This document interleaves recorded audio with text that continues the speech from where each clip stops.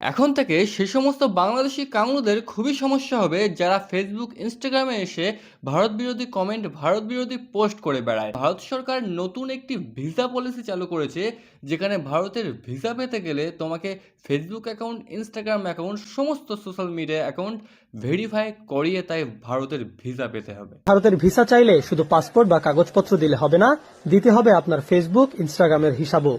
প্রতিবেশী দেশ হিসেবে যেখানে দরজা খোলা থাকার দরজা খোলা? তোদের মতো ভিখারি বাংলাদেশিদের জন্য জানলাও খোলা রাখা উচিত না। তোদের মতো ভিখারি র্যাডিক্যাল উগ্রবাদী বাংলাদেশিরা আমাদের দেশে না আসাই ভালো। ভারতের ভিসা পাওয়া যেন এখন আকাশের চাঁদ হাতে পাওয়ার মতো।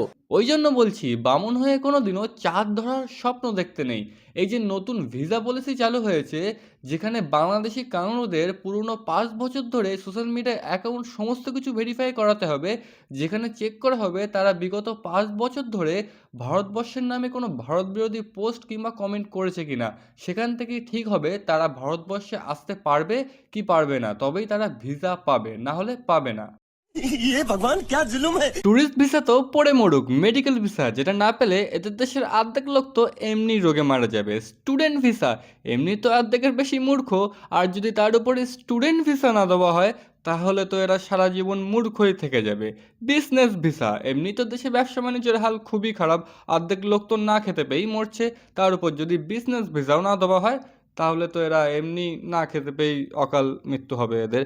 দেখো ভাই, আমার সেই সমস্ত বাংলাদেশিদের অবশ্য ওয়েলকাম যারা ভারতকে সম্মান করে, ভারতকে ভালোবাসে, তাদেরকে অলওয়েজ ওয়েলকাম আমাদের দেশের জন্য। কিন্তু সেই সমস্ত বাংলাদেশি র্যাডিক্যাল উগ্রবাদী, তাদের কোনো মতেই আমাদের দেশে না আসাই ভালো। তারা ভাই যত দূরে থাকবে ততই আমাদের পক্ষে ভালো। তোদের মতো মেন্টালিটির মানুষদের আমাদের দেশে কোনো জায়গা নেই। আর তোমার কি মনে হয় ভারত সরকার এই যে নতুন ভিসা পলিসি চালু করেছে কতটা ঠিক করেছে, সেটা অবশ্যই কমেন্ট বক্সে জানিয়ে যাবে।